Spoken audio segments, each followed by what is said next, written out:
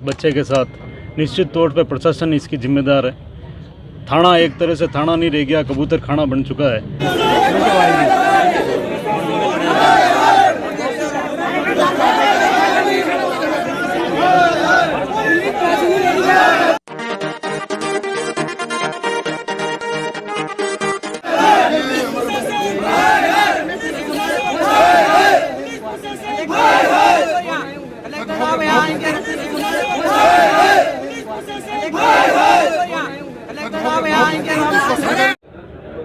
राजसमंद जिले में बजरी खनन के अधिकृत ठेका बंद होने के साथ ही पूरे जिले भर में अवैध बजरी खनन का दौर काफ़ी बढ़ गया है।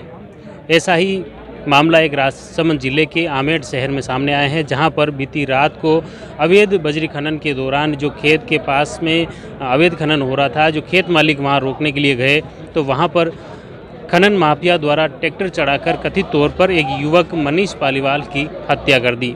इस घटना के बाद में शव को आमेट अस्पताल के मुर्दाघर में शव रखवाया गया है और इसके बाद समाजजन और क्षेत्रवासी इन माफियाओं के खिलाफ सख्त कार्रवाई की मांग पर अड़ा हुआ है। ये रात 10 बजे की घटना है। उसके बाद क्षेत्रवासी पूरे प्रशासन, पुलिस, खान विभाग के प्रति आक्रोशित हैं और उनका ये कहना है कि प्रशासन और पुलिस की मिलीभगत और खान विभाग की मिलीभगत की वजह से यह खनन हो रहा है और इसी वजह से यह खनन माफिया के हौसले बुलंद हैं और इसी वजह से इस आमेट शहर के युवा मनीष पालीवाल की हत्या हुई है। अब क्षेत्रवासी और समाजजन उन्हें 50 लाख रुपए के मुआवजे व सरकारी नौकरी की मांग कर रहा है। इसको लेकर अभी फ़िलहाल आमेट अस्पताल के बाहर हम खड़े हैं। यहाँ पर अतिरिक्त जिला कलेक्टर रामचरण शर्मा, अतिरिक्त जिला पुलिस अधीक्षक शिवलाल बेरवा, कुंभलगढ़ पुलिस उप अधीक्षक नरेश कुमार शर्मा और आमेट उपखंड अधिकारी सहित कई पुलिस प्रशासनिक अधिकारी भी यहाँ मौजूद हैं। हालांकि क्षेत्रवासी और जो समाजजन आक्रोशित हैं, शहर में विरोध प्रदर्शन भी कर रहे हैं, उनकी ये मांग है कि जो भी अधिकारी हैं वह जनता के बीच में सड़क पर आकर बात करें, तभी ये बात करने को सहमत है। हालांकि एक दो दौर में यहाँ पर अस्पताल के बाहर बातचीत की वार्ता के प्रयास भी हुए, लेकिन वह सफल नहीं हो पाई हैं। फिलहाल लोग अपनी मांग पर अड़े हुए हैं, विरोध प्रदर्शन कर रहे हैं और दूसरी तरफ आमेट के इस विरोध प्रदर्शन के चलते कई दुकानें भी यहाँ बंद हैं। अब देखते हैं कि क्या क्षेत्रवासियों की जो मांग पूरी हो पाएगी या प्रशासन क्या रुख अपनाता है।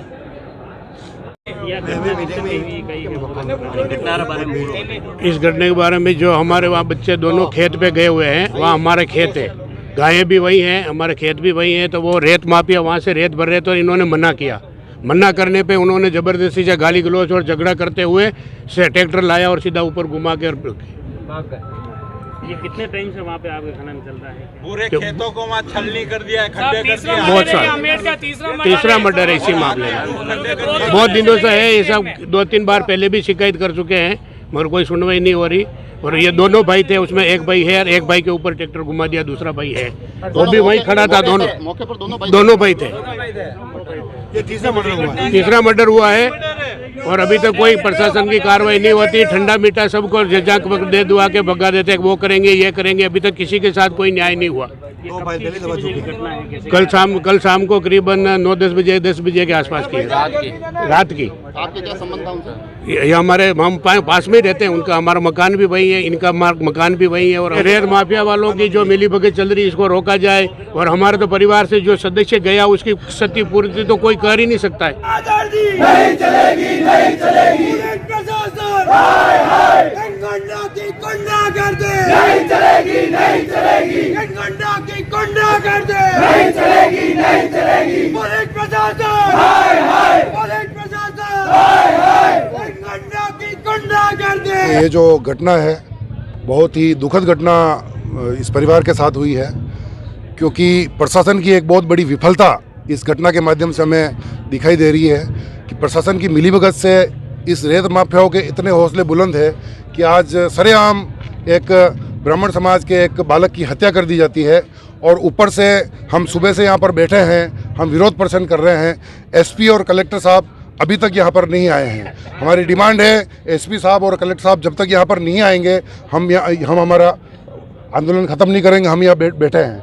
युवा ब्रह्मशक्ति मेवाड़ पूरे प्रशासन को चेतावनी देता है कि जब 24 घंटे के अंदर अगर दोषियों को सजा पकड़ा नहीं गया और जो दोषी है उनके अलावा जो पूरा रैकेट है रेत माफियाओं का, किन किन लोगों का इसके पीछे हाथ है, किन किन लोगों का इनके पीछे रोल है, उन सभी को अगर खुलासा नहीं किया गया, 24 घंटे के अंदर अगर खुलासा नहीं किया गया, नहीं पकड़ा गया, तो युवा ब्रह्म शक्ति मेवाड़ पूरे जिले में बहुत बड़ा प्रदर्शन करने वाली है। उसका नतीजा कुछ भी हो तो फिर प्रशासन, उसकी जिम्मेदारी प्रशासन की होगी। मैं इस परिवारजन के साथ हूँ, पूरी ब्रह्म शक्ति परिवारजन के साथ है। इस परिवारजन को न्याय दिलाने के लिए, हमारे भाई को न्याय दिलाने के लिए हम अंतिम लड़ाई लड़ेंगे।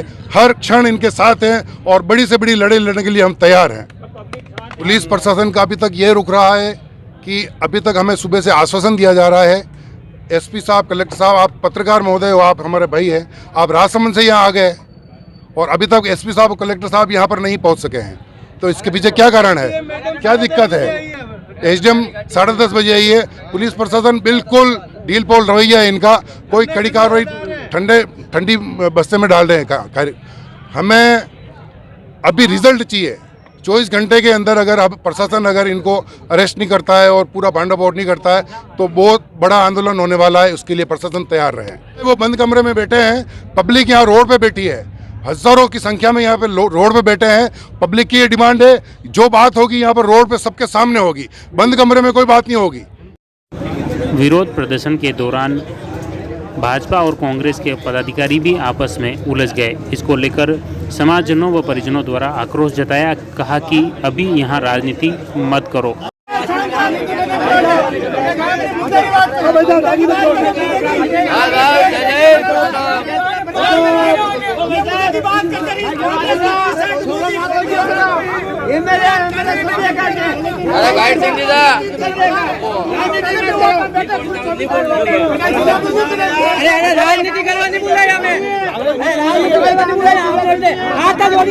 मैं सर्वप्रथम ये बताना चाहूँगा कि जो ये खराब माहौल जो आज हुआ उस बच्चे के साथ, निश्चित तौर पे प्रशासन इसकी जिम्मेदार है। थाना एक तरह से थाना नहीं रह गया, कबूतर खाना बन चुका है। अगर थाने में का डर अगर इन माफियाओं के ऊपर होता तो मेरे ख्याल से ये मर्डर करने तक की ये साजिश नहीं सोचते। अभी थोड़ी देर पहले मेरे को पता पड़ा कि थोड़े टाइम पहले एक और मर्डर हो चुका है। तो इसमें पूरा जिम्मेदार प्रशासन है, क्योंकि सरकार निश्चित तौर पे हमारी है, लेकिन जगह जगह प्रशासन जो अपनी निजी कमाई के स्रोत बनाने के लिए काम करता है, उसमें हम कितना हम कारोबार कर सकते हैं। हमने कितनी बार यहाँ पर ट्रांसफ़र कराने की कोशिश की है, कितने अधिकारी को बदला है, लेकिन जो बीट कांस्टेबल और जो सिपाही है जो 7-7 साल तक यहीं पड़े हुए हैं, उन्होंने एक तरह से अपना बिजनेस खोल दिया है। आज एक निजी सिपाही है, वो चौकी पे बैठा है, उसके कमरे में एसी लग रही है, उसके पास 57 इंच की LED है, उसके पास गाड़ी है। क्या सरकार इतनी कोई कमाई दे रहा है क्या कि उनके पास अगर इतनी कमी आ सके? तो ये जो काम है ये पूरा प्रशासन का है। किसी भी सिपाही को 3 साल होने के बाद एसीपी साहब बदलते हैं तो फिर से थाने में बुला देते हैं, चौकी से हटा देते हैं। मैं चाहता हूं कि इसमें 120B धारा के तहत जो वहां का बीट कांस्टेबल है, क्योंकि उसकी भी लापरवाही से इस बच्चे की जान गई है, उसमें उसको भी साजिश में, उसमें सेम अपराध में उसको भी शामिल किया जाए और उसके खिलाफ भी 302 और 120B का मुकदमा दायर हो जो बीट कांस्टेबल वहाँ लग रहा है। और मैं निवेदन करूँगा, अगर एसपी साहब यहाँ पधारेंगे कि कितने समय से हमारी रिक्वेस्ट थी कि यहाँ के महकमे को बदला जाए, तो पुलिस महकमे को बदलने के लिए हम जरूर कहेंगे। जो बच्चे की डेथ हुई है उसके लिए राजस्थान सरकार से अभी विधानसभा चल रही है, हम प्रार्थना करेंगे और हम वहाँ पर बात करेंगे कि ज़्यादा से ज़्यादा मुआवजा मिले, इनको सरकारी नौकरी मिले। इसकी पूरी की पूरी क़यादत हम पैरवी हम करेंगे। लोकल मामले तुम्हारे थाने में निपटते हैं, थाने में अगर रेलमा पे निपटाते हैं। मेरी बात तो सुनो भाई, इनके हौसले बुलंद क्यों हुए? क्योंकि थाने में मेरी बात सुनो, जो बीट सुन लो ना भाई, मेरी बात सुनो, बीट कांस्टेबल भी इसके अंदर आया, वो आपका लेता होगा, इसलिए ये हुआ है। सब सुन रहे हैं आपकी बात, सुबह से सुन रहे हैं, रात से सुन रहे हैं। 1 घंटे में जिला बंद का आह्वान करें हम।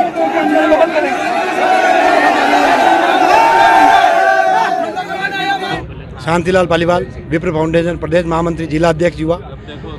हम ये आज आमेर में इकट्ठे हुए हैं, पूरे ब्राह्मण समाज के, अन्य समाज सब लोग इकट्ठे हुए हैं। ये क्योंकि यहाँ तीसरी बार यह घटना हुई है। रेत माफिया के आए दिन यहाँ लोगों के साथ ट्रैक्टर वाले एक्सीडेंट कर देते हैं, उनको धमकी देते हैं। उसके बाद उन्हें 2 बार पहले मर्डर हुआ, बहुत इन्होंने सबने ज्ञापन दिया, कुछ नहीं हुआ। और तीसरी बार एक युवा जवान को वहाँ गया, उसको धमकाया और नहीं माना तो ट्रैक्टर चला के उनको मार दिया। बार बार ऐसे होने आज पूरे हिंदुस्तान में रेत माफिया का बहुत बड़ा गिरोह चल रहा है, इसमें बहुत बड़े बड़े लोग जुड़े हैं। इसलिए हमें प्रश्न यही है कि इनके खिलाफ बड़ी कड़ी से कड़ी कार्रवाई की जाए, नहीं तो पूरा ये समाज नहीं होगी तो हम बहुत बड़ा युग आंदोलन करेंगे, जिसके जिम्मेदार पूरा प्रश्न होगा। मांगे क्या है मुख्य रूप से आज आपके? मांगे सर, एक तो ये रेत माफिया जो अवैध खनन कर रहे हैं बंद होना चाहिए, और वो मार्केट में बड़ी स्पीड से निकलते हैं, किसी को बच्चों को कुचलते करते हैं, कोई बोलता और धमकाते हैं। और मृतक को या तो कोई सरकारी नौकरी या कोई मुआवजा ऐसा मिले जिसके छोटे बच्चे उसके वो भरण पोषण हो सके। कुछ नहीं है, वो घर में कमाने वाला कोई नहीं, तो उसके आज कम से कम 50 लाख रुपए हमारी मांग है, क्योंकि आज क्या, और यह सरकारी नौकरी 50 लाख या सरकारी नौकरी नहीं देंगे तो हम उनके खिलाफ बड़ी से बड़ी, हम पूरा संगठन, हमारे ब्राह्मण समाज के सब संगठन और पूरे अदर समाज के संगठन इकट्ठे हुए हैं। आज तो 2000 हुए, कल 10,000 हो गए इकट्ठे होकर उनके खिलाफ, प्रशासन के खिलाफ बड़ी से बड़ी धरना बचेंगे। इसके संपूर्ण जिम्मेदार प्रशासन होगा। अब तक आप रात की घटना है, अब रात से अब तक प्रशासन से आपके पास कौन कौन अधिकारी मिले? कोई नहीं आया। रात से हम सुबह से निवेदन कर रहे हैं, सब आओ, एडीएम साहब पधारे हैं और अपने यहाँ पर शेही साहब आए और वरना और ये अपने एसपी साहब, कलेक्टर साहब, हम सुबह से निवेदन कर रहे हैं, अभी तक नहीं आए। हम हमारी यही मांग आए, क्योंकि आज अब इनका जिम्मेदार कौन है? कल जिम्मेदारी हमको इनके खिलाफ कार्रवाई होगी नहीं, इसकी जिम्मेदारी कौन लेगा? इसलिए हम उनसे निवेदन करें, आप पधार के इनके कड़ी से कड़ी कार्रवाई करें। और कल जिसने बीट कांस्टेबल था उसने उसके खिलाफ जो भी किया, उसके जो मृतक ट्रैक्टर वाले के खिलाफ कुछ कार्रवाई नहीं की। बीट कांस्टेबल जो था ना, नाम उसका याद नहीं है, वो तो है ही नहीं है। और प्रशासन सब मिले हुए हैं, उनके खिलाफ कड़ी से कड़ी कार्रवाई होनी चाहिए। आज तो ये मरा, कल क्या पता दूसरे और कितने लोगों को मारेंगे, इसकी जिम्मेदारी कौन लेगा? इसीलिए प्रशासन से निवेदन है कि इससे कड़ी कड़ी कार्रवाई करके रेत माफियाओं के खिलाफ करके इनको ऐसी कार्रवाई करें जो भविष्य में कोई दूसरी कार्रवाई नहीं हो। हर एक वर्ग को एक साथ आकर बुलंद आवाज से विरोध करना चाहिए। सभी ब्राह्मण समाज अभी आए हुए हैं यहाँ पे, और सभी ब्राह्मण समाज एक साथ करें। ब्राह्मण के अलावा सभी समाज भी है यहाँ पे, अलग अलग भिन्न भिन्न समाज से भी आए हुए हैं, और सभी 36 कौमें आई हुई है, और सभी एक साथ खड़े हैं यहाँ। प्रशासन सवेरे 8 बजे से आश्वासन ही दे रहा है, और अभी तक कोई मुख्य कोई आया नहीं है ना। अब कितनी मिलती है ये वकील साहब आपको बता देंगे, ठीक है? इसमें आप बहुत विस्तार से हमने अंदर डिस्कस कर लिया कि किस तरह मिलती है, निर्णय पे कितना मिलता है, इंटरम कितना मिलता है, लेकिन वो मिलता है जो मैक्सिमम है।